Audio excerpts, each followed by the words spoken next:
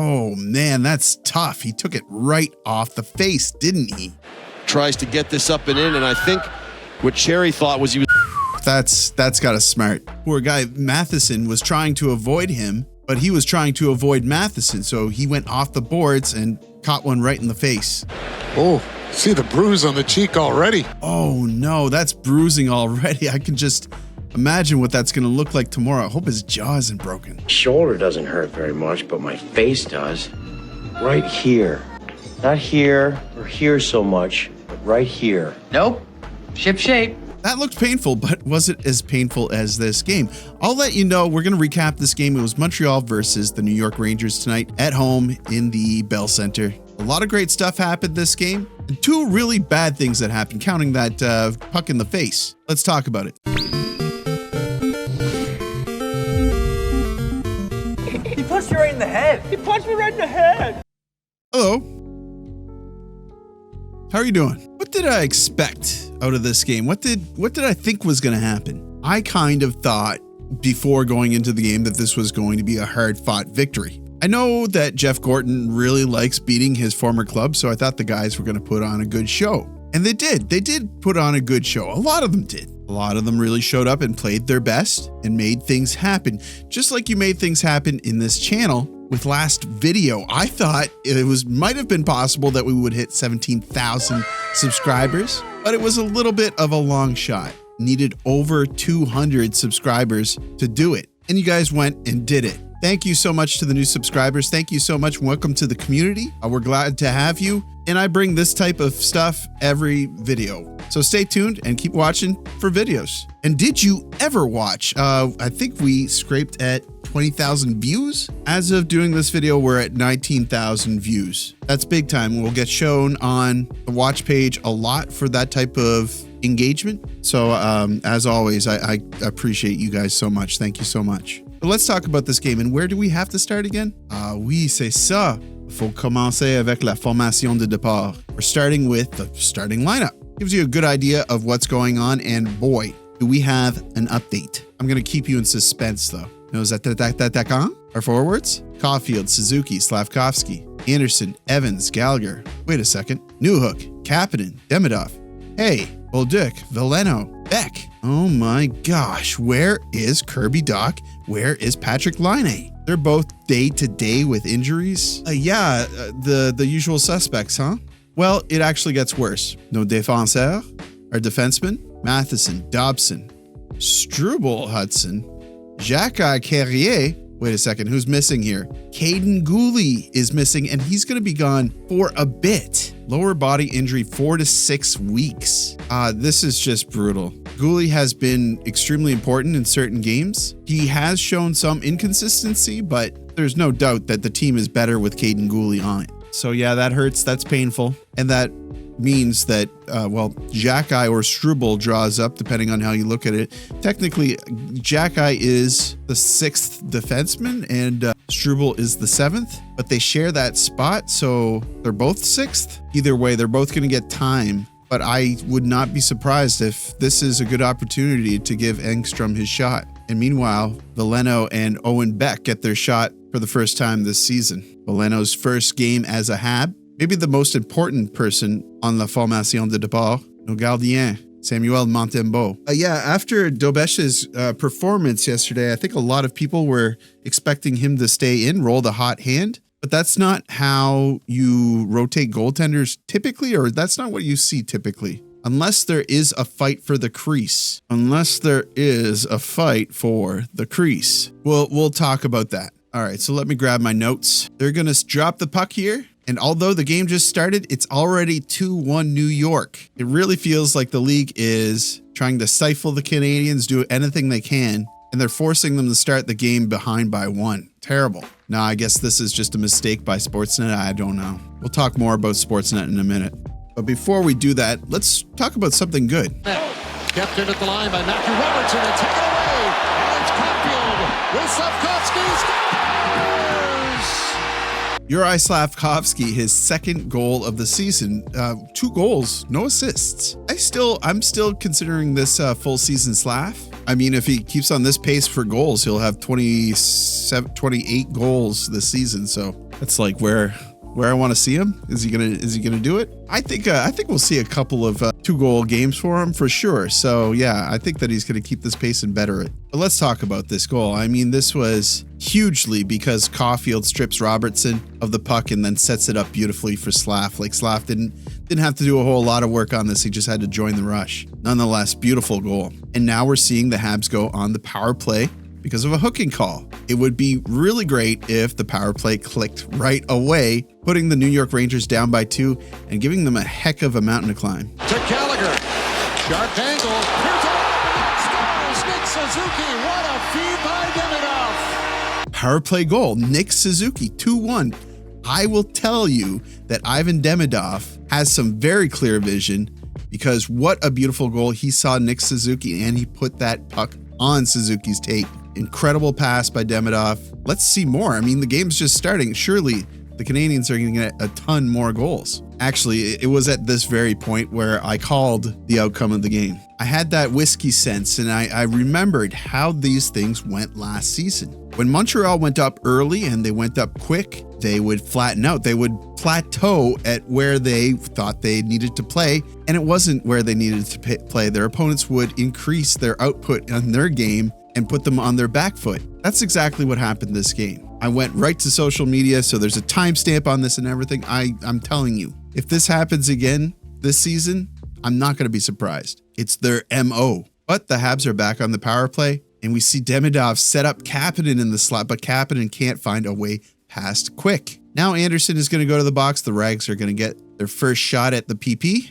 and the Rangers looked all right on the power play, putting on a lot of pressure. Montembeault is having to come up with a lot of saves, but I'm also seeing them have lapses in defense, and that continues throughout the game, although... Follows up, hands it for Panarin, back to Fox, played for Zibanejad, scores! Mika Zibanejad is going to score here, and this was an exception. I think that Montembeault was positioned nicely here with no screen.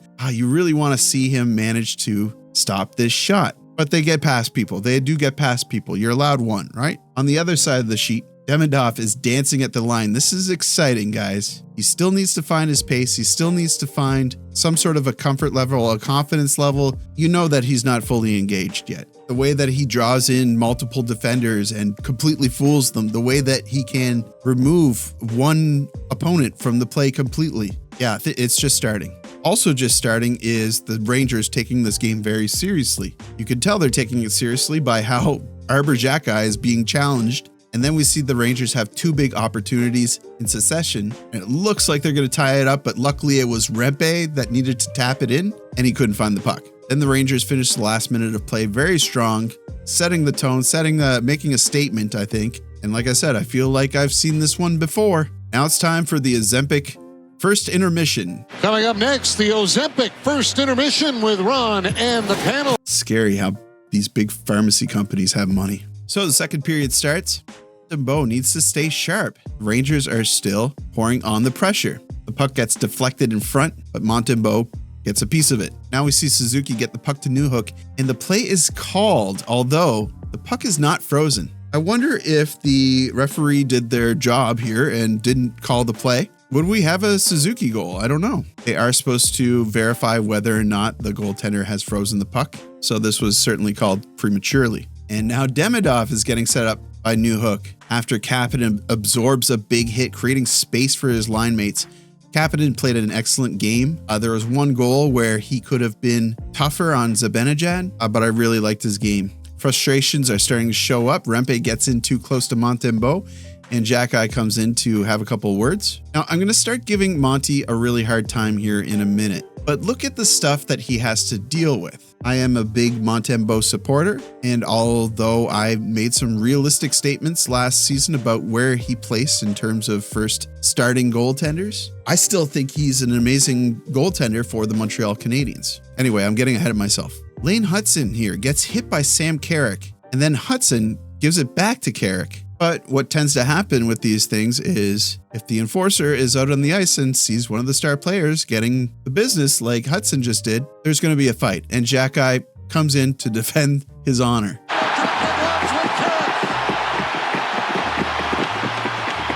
Xhekaj versus Carrick, a great tilt. Xhekaj's got the height and weight on Carrick, but Carrick's fought a lot. He's been in the league for a while, and he certainly holds his own against Xhekaj. There were no crazy connections in this fight, but lots of big throws. And I'm a little bit of a hypocrite here because I like that Xhekaj did this, but typically I don't like seeing fights after good hits. But there is certainly a strategy of doing this when a star player is being messed around with. So I didn't mind this one too much. The follow from this was weird because Quick doesn't seem to like how things played out. Something's bugging him, got a bee in his bonnet, and he brings it up with Hudson when he's cycling around the benches. Did the story come out on this? Does anybody know why Quick was so incensed? Anyway, we see Struble nearly set up Gallagher perfectly, but Gallagher, get your feet moving, man. I think this might have been at the end of his shift. Now at the end of the second, Monty has to settle a rink weasel here. Someone sends it from the other side of the rink, and it's kind of tricky. Montembeault had to take it off the shoulder.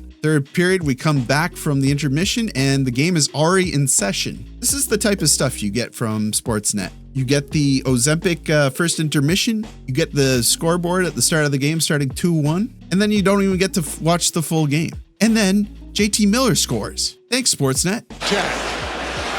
Fox has got it. Back for Panarin. Panarin hands it off to Fox. Scores! Yeah, JT Miller ties it up. Deflection right in front of Monty. I'm not blaming Monty for this one, that's for sure. Why Dobson and Matheson don't have their guys tied up here? Like there were sticks all over the place. Yeah, it beats me. Why didn't they have their guys tied up? Now, Xhekaj and Rempe are going to go to the box. They're roughing each other up, having a bit of words, and the refs don't like it, so they're not taking anything else for the rest of this game. They're sending everybody to the box, it seems. Yeah, I think they just didn't want to lose control of this game. Now, here's where things take a turn. Aaron to Robertson. Scores! Matthew Robertson gets his... Robertson, 3-2. This one is on Monty. These are the ones you want your goalie to have. There's no screen here. It's from like the blue line. You know, good things happen when you put the puck on the net, but this is a low percentage shot. I mean, I really think that Montembeault should have had this one. And then directly after. Zibanejad weaves his way through center to Panarin. Scores! Panarin makes it 4-2. Zibanejad here just goes right up the cut. Doesn't really get molested by anyone and hands it off to Panarin. Again, this could be a save, but it's a lot more dangerous, obviously, than the last shot that was placed on net. Plus, Panarin, puts it top shelf. Excellently placed shot. The energy in the room has died. There's definitely a funk, and you feel like you've seen this before. Like I said, deja vu, but Montreal is known to work well when their backs are up against the wall. And with that thought in mind, Struble got it across. Dobson shot. Scores!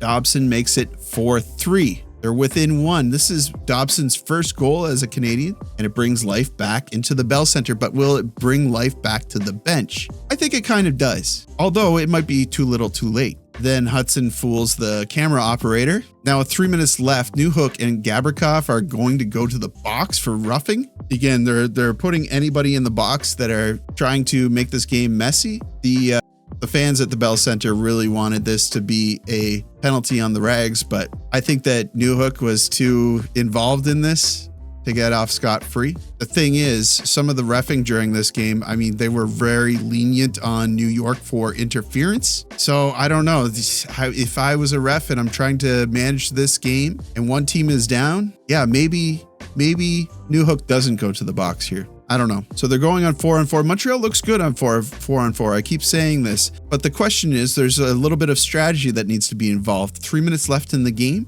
Do they pull Monty at 2 minutes? Do they wait till it goes back 5-on-5? They end up pulling Monty, and they're set up in the zone. So it's 5-on-4, but the thing is, they're not moving their feet enough. They're not moving around enough to find opportunities. I think they're waiting for New York to make a mistake. And eventually Suzuki makes a bad pass to Caufield, who is covered. The puck squeaks out, and Suzuki has to make a big stick save on an empty net after making that bad dish. Reminiscent of the last game where Hudson made the save and they immediately scored, but it didn't pan out like that this time. There's a minute left. Hudson puts one on the net. The penalties are now over. It's 5-on-6, but they're not finding the back of the net. The The Rangers send it down the ice. Icing is waved off with 45 seconds left. Again, you have to kind of question the game management here by the officials. Time ticking down, the puck squeaks out again. This is awful. Now we see Caufield keep it in, but Hudson is forced to touch the puck, and it's called a hand pass. With 14 seconds left and Montreal set up in the zone, they called the hand pass. They have to call it. And you know what? With 13 seconds left, there's not much you can do. And I'm serious this time. New York Rangers win this one. Montreal get off to a great start in this game. But like I said, sometimes it makes them too bold, I think. And I think they've brought the right amount of energy, and their opponents shift gears, leave them in the dust. So I actually hate it. I hate seeing them pull ahead early. So who was I impressed by this game? Everybody had a pretty workmanlike game. There was some defensive lapses. I mean, you always want more. You always want more in the offensive end. I thought that Veleno, Bolduc, and Beck looked a little flat. They had their moments, but didn't have any huge opportunities. And Evans, Anderson, and Gallagher didn't click tonight like sometimes they used to would. It was really Caufield, Suzuki, Slav, Newhook, Kapanen, and Demidov that were making all the big 5-on-5 things happen. So there were those, I'm going to bring this up now, I guess. There were those online saying, hey, Doc and Laine out of the lineup? This is good news. I don't think that's true. I know what you're saying. I know the feeling of Laine being a liability. But first of all, they're trying to market these guys. So you want them to perform. You have to cheer for your guys. You have to want them to succeed. And you can argue that that's what they're doing with Veleno and Beck, but I don't know. I guess we'll see. And then lastly, Montembeault. I have something very specific that I want to say about Montembeault. He has now let in 8 goals in 35 shots. Just these between these past 2 games. 8 goals and 35 shots up until that last goal that he let in. That's not good. There's questions. If you look at Dobesh right now, 2 games played, 2 wins, 1.46 goals against average. Save percentage, 940. Montembeault, 4 games played, 2 wins, 3.26 goals against average, 0.857 save percentage. And I still stupidly somehow feel that they're playing a different game with Montembeault in the net versus Dobesh. However, Montembeault played the Rangers, Seattle, Chicago, and Toronto. So 2 teams that are, kind of, but not the worst matchups you could ever think of, certainly. Dobesh played Nashville and Detroit. And Detroit right now is kind of playing strong. So I don't know. You tell me. Should I stop being such a defender of Montembeault and start considering some things? Dobesh, it looks good. He looks good. Certainly, he looks good. It's tough. It's very tough. Anyway, I gotta head to bed. You guys know what to do. Like the video. It helps me out with search results or something like that. Subscribe if you're not already subscribed. I'd love to have you. And as always, I will see you down in the comments.